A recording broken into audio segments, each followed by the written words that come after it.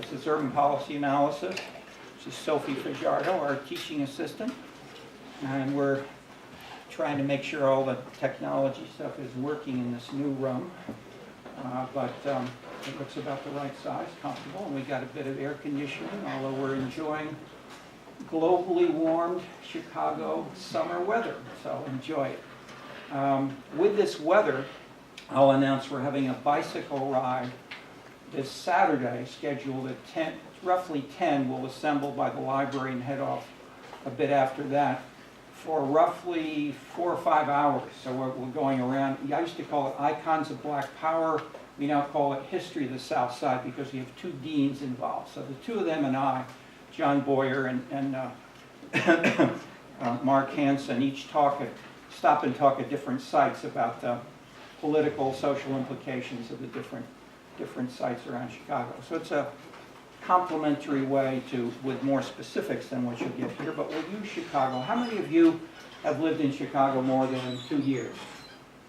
Okay, that's a little more than average. That is, the point is, most of you are from China, from California, which is almost China, and so forth.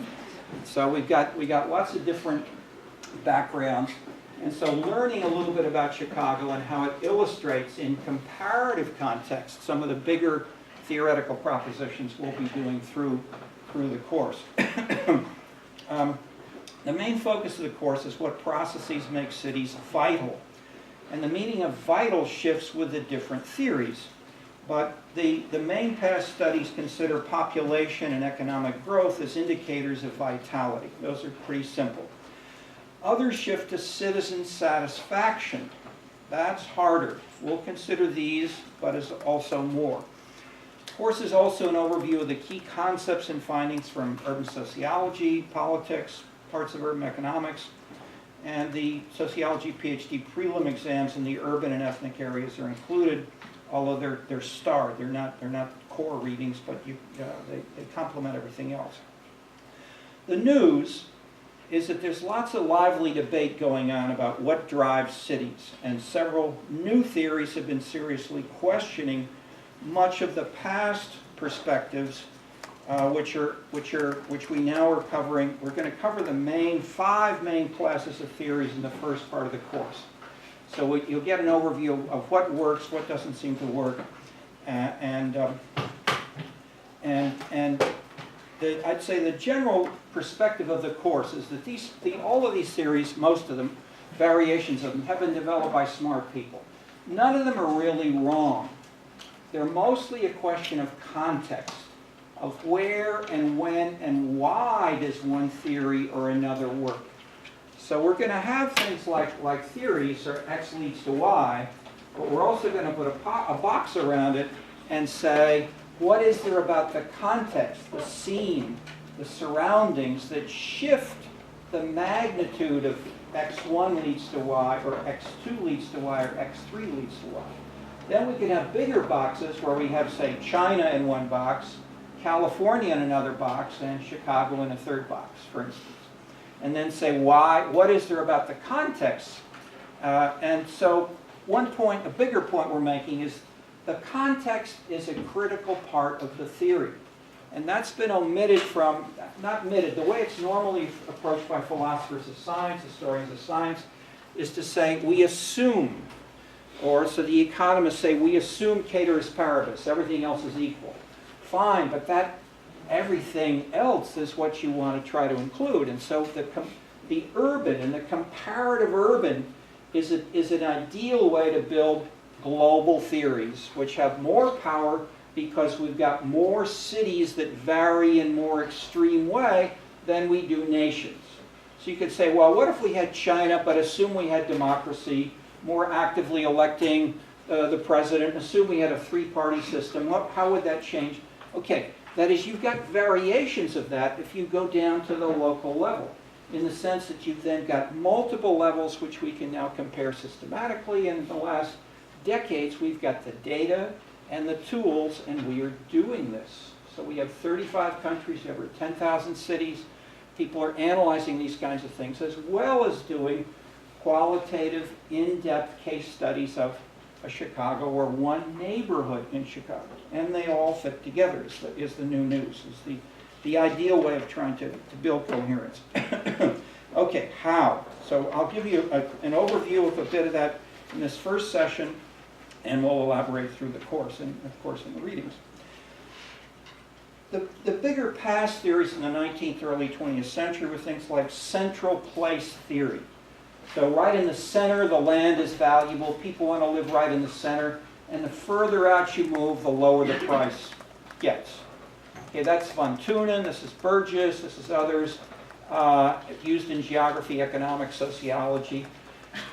Brian Berry has done a study of Chicago land parcels from about 1880 up to the 60s and so forth, and shows that in every single decade that theory got weaker and weaker and weaker. So the theory was not wrong in the 19th century, but it gets weaker and weaker through the whole 20th century. Why? Comment? Simple answers. Yes? Development of suburbs. Yes, but why did suburbs develop? Transportation. Yes, clearly. Number one, transportation. What else? Obvious thing like that. Light, but sort of push that a little further. Light, yes. What else can you do with electricity and cables? You can have telephones, you can have telegraphs, you can have Skype, you can have social media, the internet. These things mean that place gets less important in terms of distance alone, and other things can play a potentially bigger role. And through the 20th century as cars, faster trains, better airplanes, helicopters, internet, cheaper travel, all these things made access through immediate proximity of living right across the street from another banker or investor became less and less important. Okay. So then the question is, what else do we have? And one way that this has been classified in a debate going on for a number of years, a decade or two, is called the LA school, the Chicago school, and the New York school. That is the Chicago tradition I've mentioned was the older Chicago tradition from Burgess, the sociology of the 1920s. The LA school challenged this a couple of years ago, and then that has led in turn to exchanges between people dealing with these three cities, but using the three cities to capture bigger blocks of theories. So we'll talk about them as we go on, but I mean, just in a sentence or so, New York is the closer to a Marxist, let's say a secular Marxist theory of class, hierarchy, variables like class, dual labor markets, exploitation, land surplus. These kinds of concepts are more actively used by people in New York. LA has more focus on the biggest industry, film. A sort of postmodern perspective of subjectivism, of Sophie is doing studies of Disney, which she'll tell us a little bit about, but she knows about, she grew up in Southern California, so the LA perspective features Disney in a much more active way. Think of that instead of Marx, or Marx with a little bit of Disney, sort of Groucho, etc.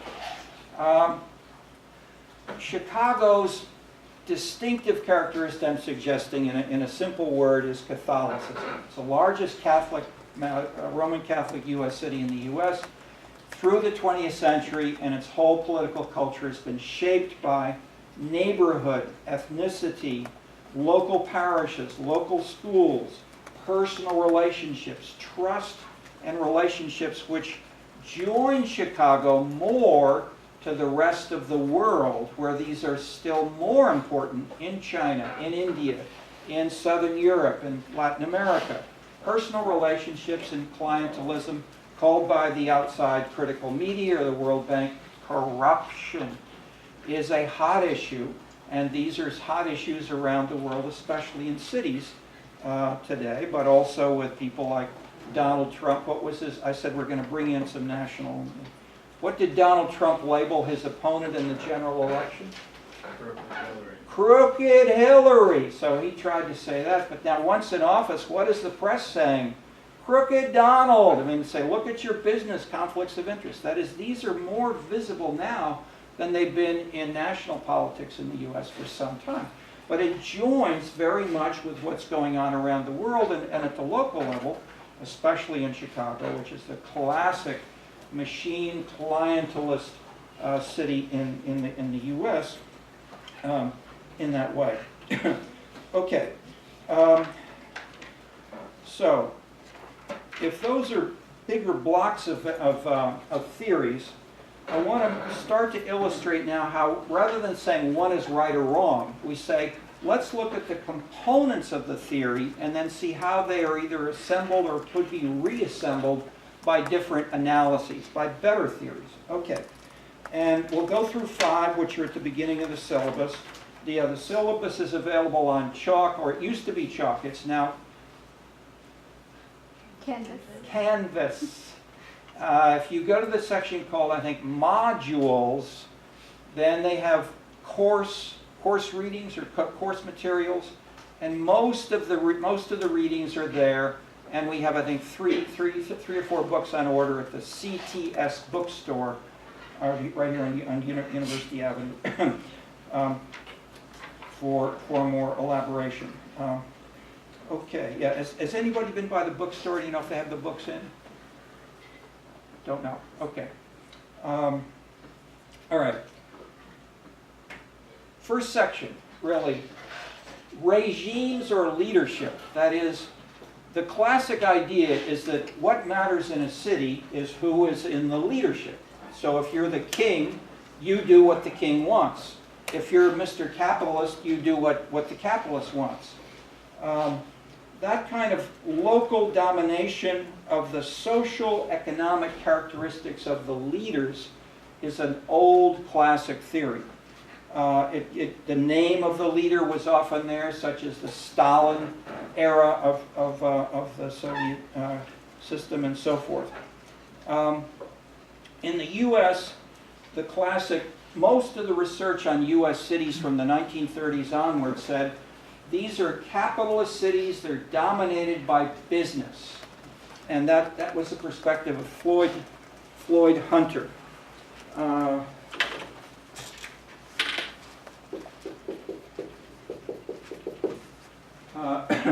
Community Power Structure, 1953. This was challenged by Dahl, Robert Dahl, in his book, famous book, Who Governs? Where he said, no, political leadership is critical because we have elections. And if you, the mayor, don't do what the citizens want, you'll be voted out. So the battle went on for decades and still continues in various ways of how important is political leadership and leaders versus economic business leaders, along with then others, ethnic groups, religious groups, social movements, gays and lesbians, etc. So these have then been added in some of these analyses. But the point is, this is still, that is, I can say it's controversial, but the main way that we try to deal with this as social scientists is to say, let's formulate some propositions about the context. Why should we have more business leadership in some places and more political leadership in other kinds of places? Then compare the relative salience of business versus the relative salience of political or social movements, women's movements, all kinds of other things. And we've been doing that now with the kinds of data which I mentioned.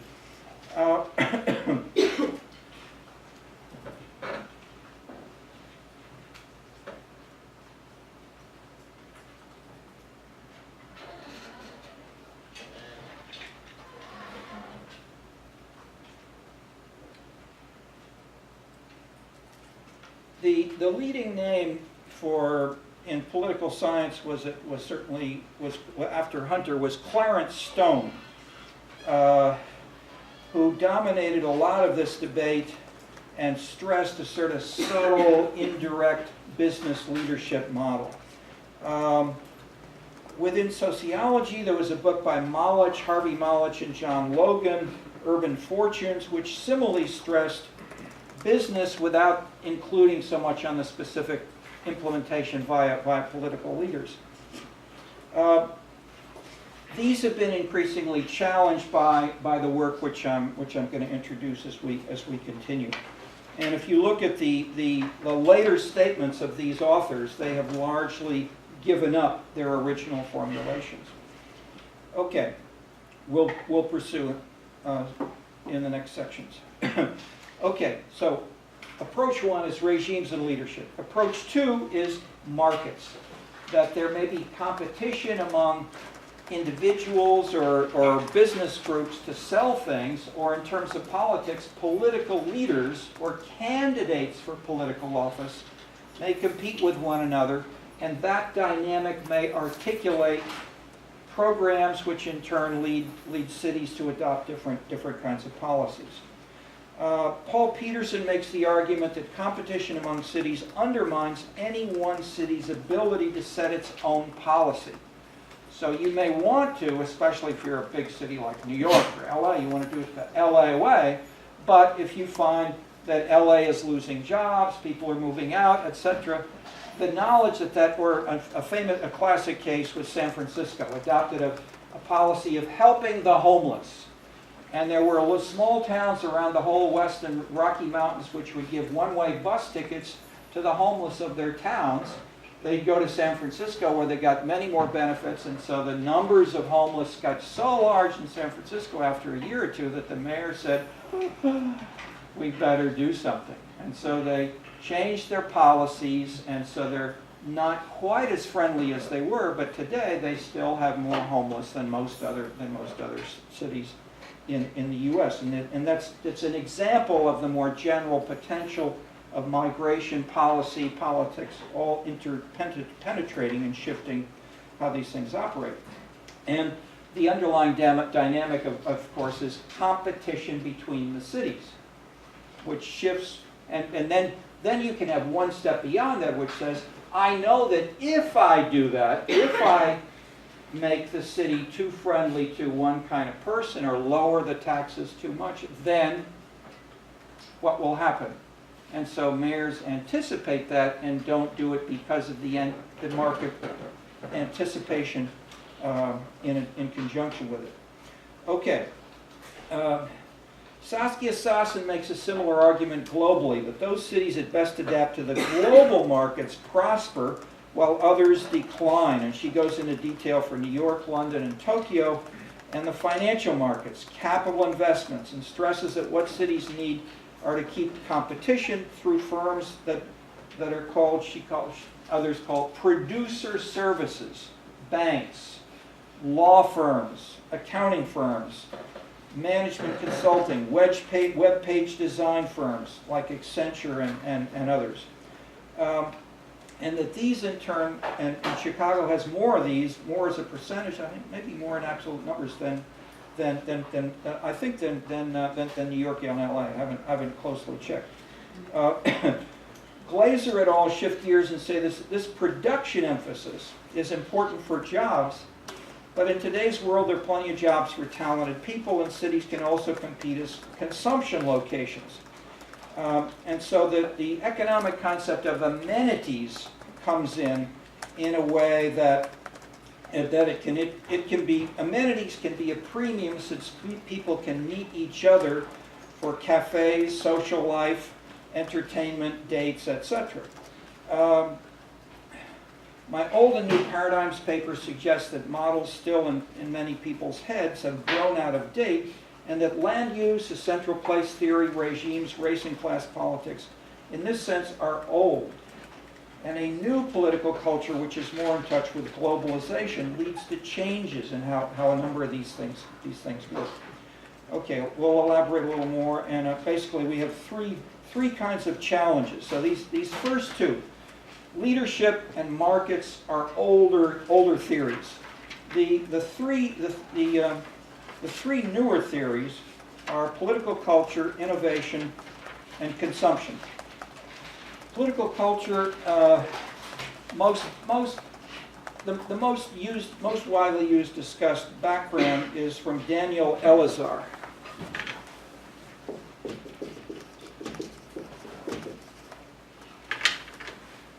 And he's published 50 books.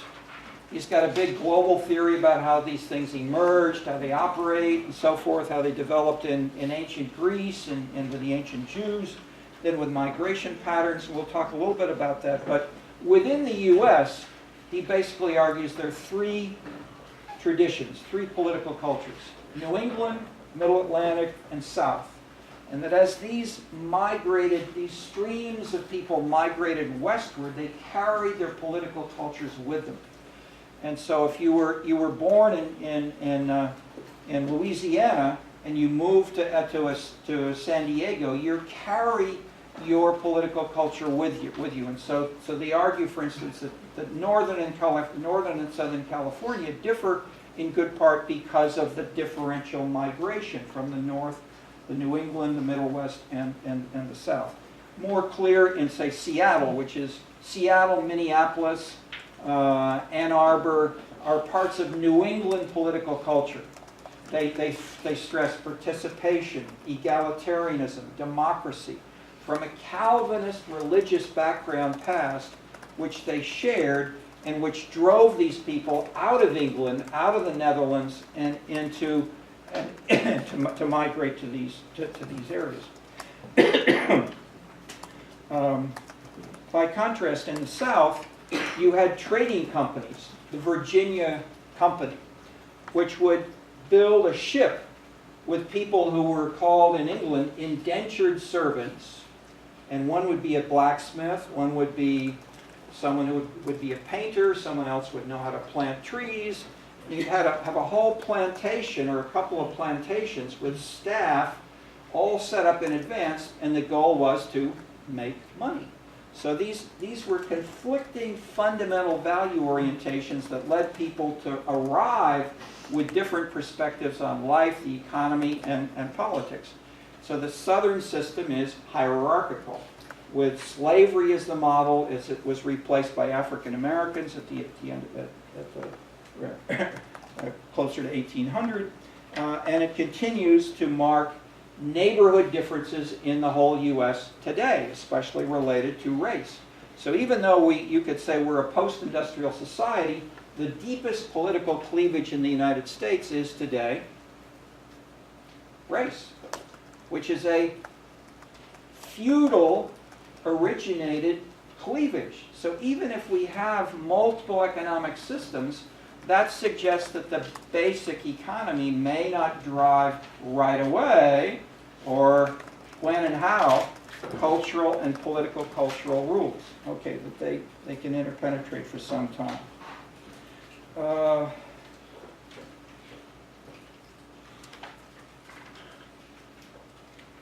right, there are other theories of political culture, but I'm passing on to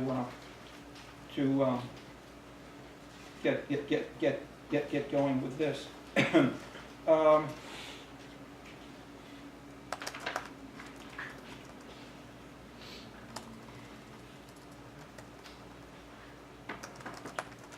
Innovation is the fourth general theory. It has a stress on within economics. You had this in work by Joseph Schumpeter, whose book on capitalism, socialism, and democracy stressed that within capitalism you have firms killing each other off. And the creative destruction, as he talked about it, was an inherent aspect of change and innovation. And those firms, those individuals, those cities that innovated most could in turn profit most, and it was an incentive to be continually innovating. That's the economic version. The cultural version you could find in people like the first two most important novelists in the world were Balzac and Dickens. These were people who were fabulously successful economically, socially, politically. Dickens came and gave tours all over the U.S. Balzac was revered, and Balzac went further in a sense of saying, we, the creators of culture, are defining a new kind of lifestyle. We should live in a separate neighborhood within Paris where we reinforce each other's views and help each other, and that this in turn is a critical model for creativity in life.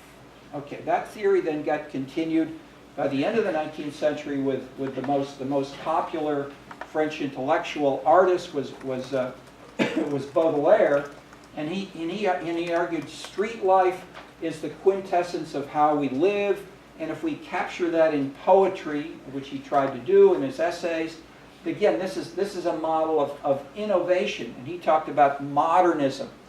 Modernism, he discussed, for instance, as a situation where poor women can read fashion magazines and dress well and do better in the marriage market and social relations than upper status women who don't pay so much attention to fashion. In this way, he reversed the Pierre Bourdieu kind of class hierarchy model that money explains everything. The rich dress well, the poor dress poorly. Baudelaire said the opposite can be true. And he took this in part from looking and talking with prostitutes and others and seeing different patterns going on than the simpler theories. Okay, Richard Florida is one example of a person who's popularized this in more recent years, but these same ideas about innovation you can find in studies of offices, of corporations, of universities, and patents, and so forth.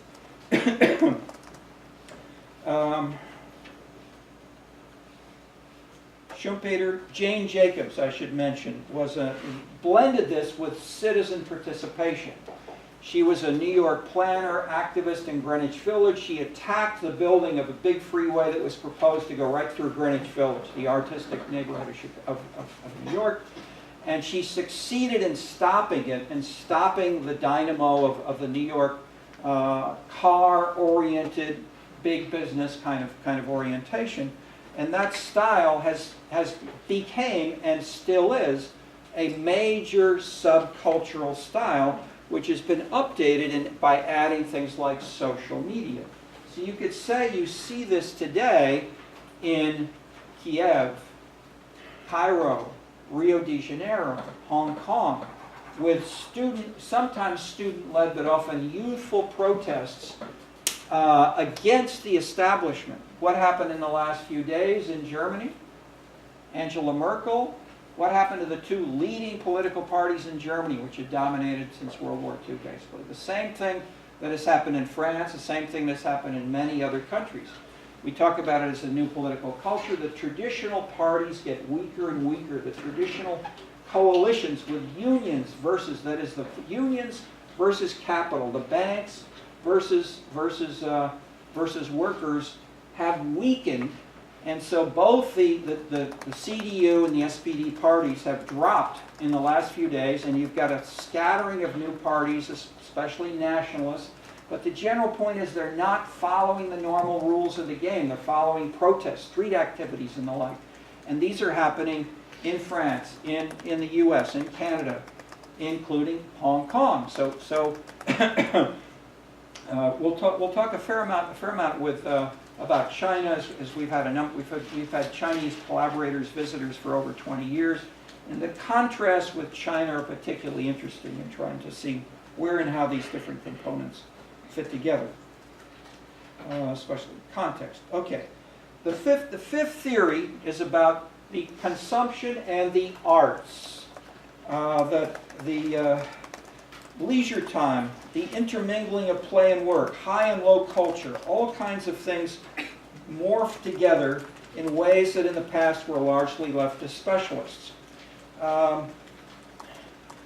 One way to show this is to say,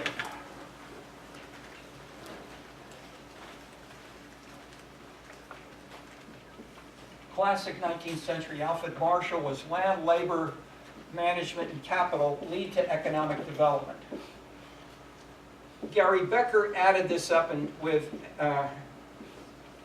added combine this by adding human capital, especially education. As people are smarter, they use money and land better, and they can develop further and go and make more growth.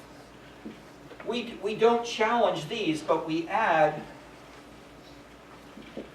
amenities and say amenities shift where people want to invest, and in turn that leads to more economic development. Amazon is now shopping for a new headquarters. Boeing left Seattle and came to Chicago. Amazon at this point is saying apparently Boston and Chicago are the two lead candidates. How can this city of broad shoulders, dirt, smoke, steel, pollution have become what it is today? In part because Mayor Daley too had a sharp sense of how the arts could play a dramatic role in transforming an old traditional blue-collar city. And so Chicago has been more, not him alone, but with others in doing, and it was started before him, it was started by women. It was started by, we'll go into that as we go on, but Jane Byrne started Chicago Fest, which was a shorter period of concerts in the summer. That now is 4 months of continual concert activity, which bring lots of people to Chicago. And that in turn changes the definition of Chicago. Which city in the U.S. has the fastest growing number of 25 to 34-year-olds in its 3-mile downtown area? Fastest growing number of 25 in the last decades. LA, New York, Seattle.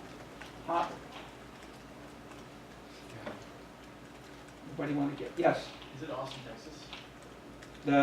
The New York Times would make you think so. They might think of Madison. The right answer is Chicago. We have more young people in the 3-mile downtown area, increasing in number, than Austin, Berkeley, other places. Not in the old steel mill areas, which are declining, obviously. But the point is, the neighborhoods within Chicago have very different stories going on. You can have more than a doubling in the value of land and of apartment rents. You can have dramatic increases in the number of persons, especially youthful, in the north side. Do amenities and scenes play a role? We will explore. Let's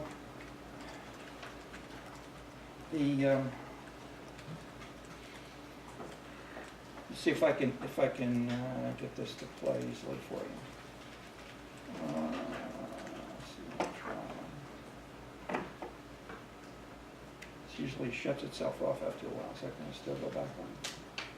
Yes. All right. All right. If we can. Sure, this again.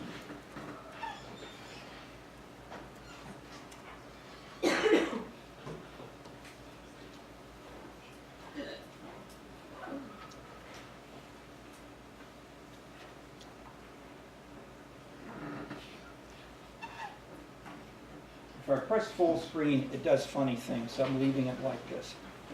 And is there a way we can get fewer lights? Anybody get to see a light switch up here back there? Is that a light switch right there by the door? Or? No. I see that panel back there. See the panel right behind, between the two doors? Somebody want to check that out? No? Okay, I'll do it.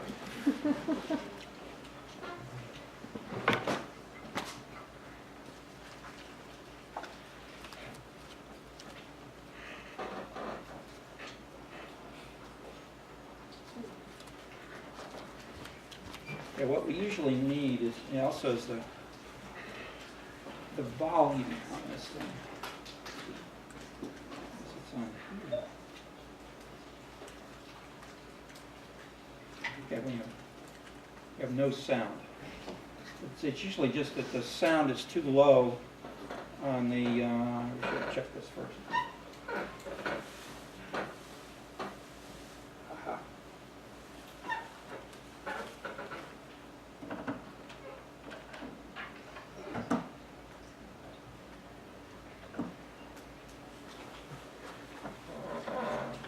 Here we go. Lights there,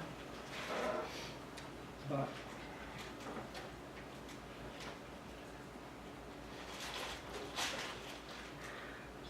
we got something here called lights. Up.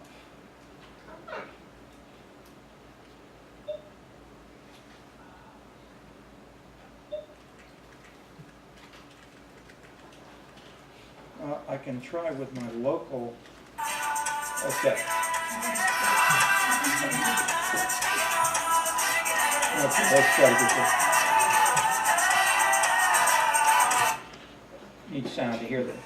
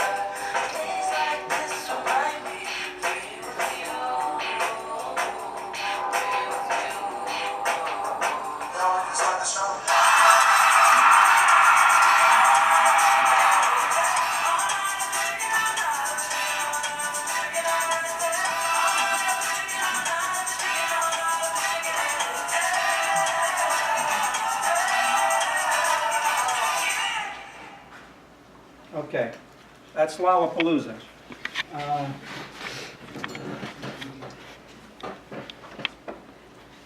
This is arguably the major, that is, if you knock on the door of City Hall today and you ask, what's the major industrial base of Chicago, what do they tell you? Hogs, financial futures, commodities.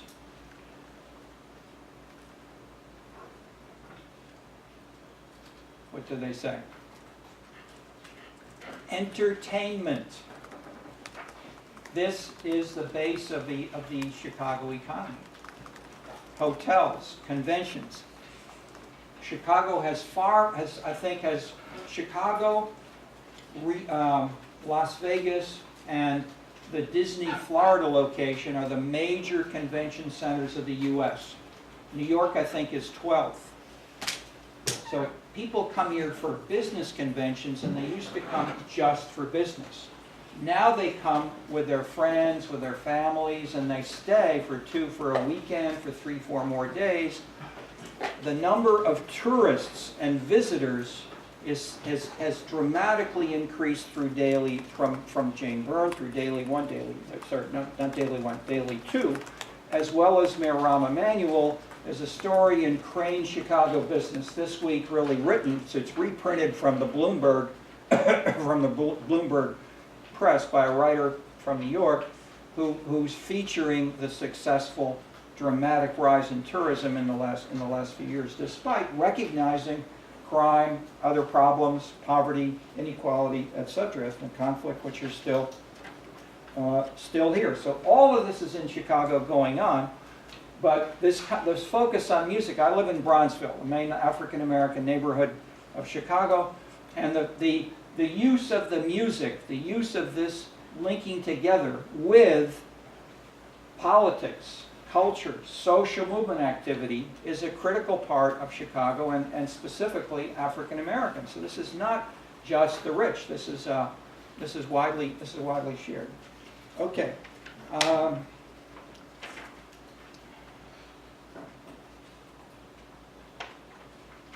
Sophie, do you want to add a word or two on Disney or any of this on the arts, as this is one area where you are working seriously? Well, I should probably update. I'm no longer working on Disney. Okay. But I am working on Chicago and immigration policy and how that shapes a specific refugee organization ecology that's gendered.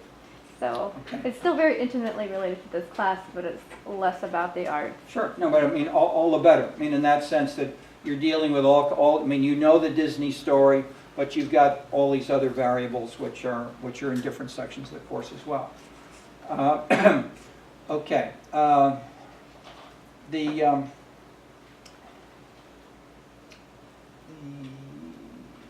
fill in a little bit more. We'll have Q&A in a minute or two here.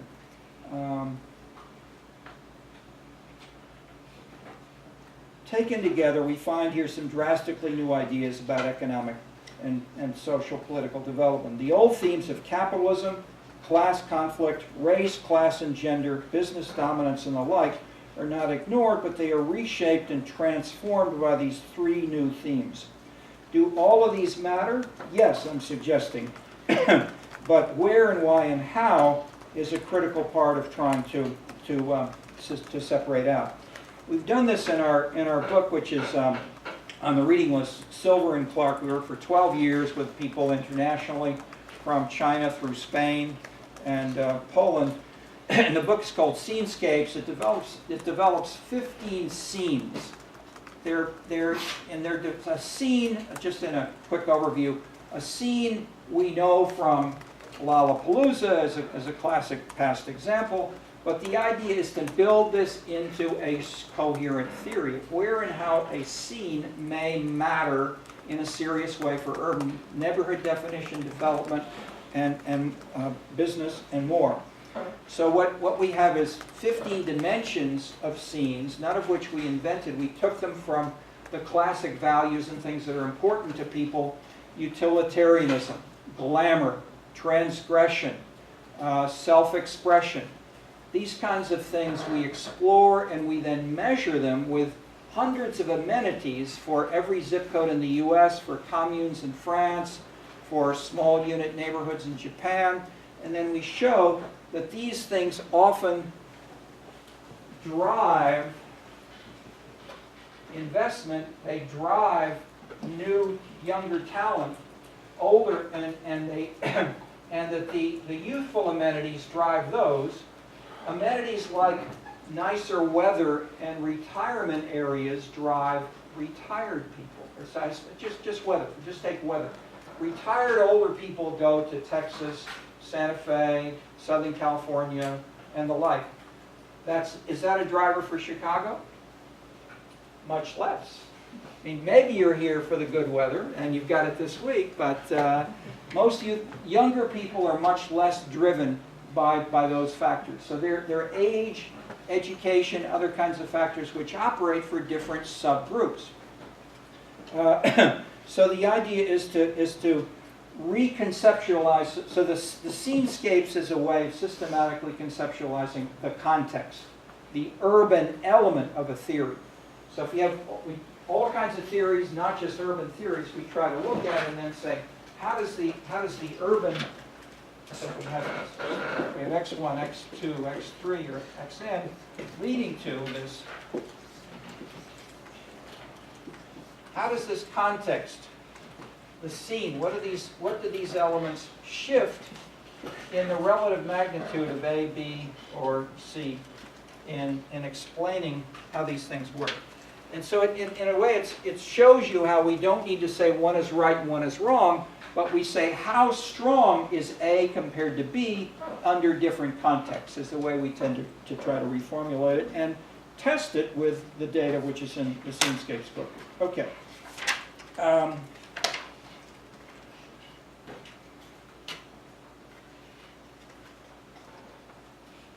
One or two Chicago-specific examples to link with our bike ride.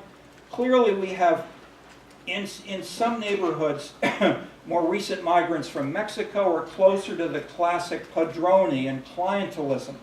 that Mayor Daley, one, developed and continued a little bit in Chicago today. That is, in some neighborhoods with some city council members are still very committed to this. Some neighborhood associations are. In other industrial neighborhoods, old steel or automobile plants on the south side still have powerful unions, Catholic churches, Democratic Party leaders that are museums of the New Deal. Bill Kornblum's book, Blue Collar Community, was a great ethnography of this neighborhood type. Yet the present and future is more like Hyde Park, the lakefront. The knowledge base of the university is the new resource, replacing the land of the traditional agricultural era of capital and factories. And as I mentioned, City Hall tells you today, what's the driver? Entertainment. Not factories or producer services, but the Bulls, Oprah Winfrey, Michael Jordan, the Symphony, the Art Institute, nightlife. Tourism more generally is the third largest industry in the world today. It's the most important depending on how you do the accounting, and it's difficult to get accounting numbers, especially with loose data for places like the U.S. The French, the Southern Europeans are better.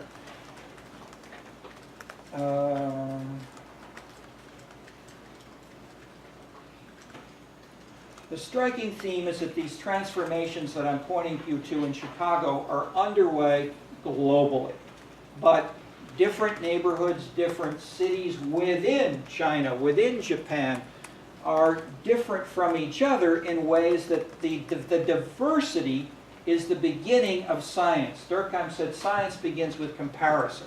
So what we've done from the beginning is to try to work on cities comparing all in many different areas to see where and why. Why is Beijing different from Shanghai? Why is Shanghai different from Tokyo and the like?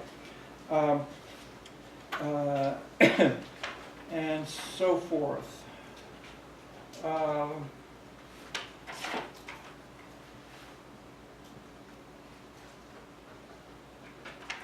right, I've got more specifics, but why don't I stop there and we can have Q&A discussion in any direction that you would find it useful.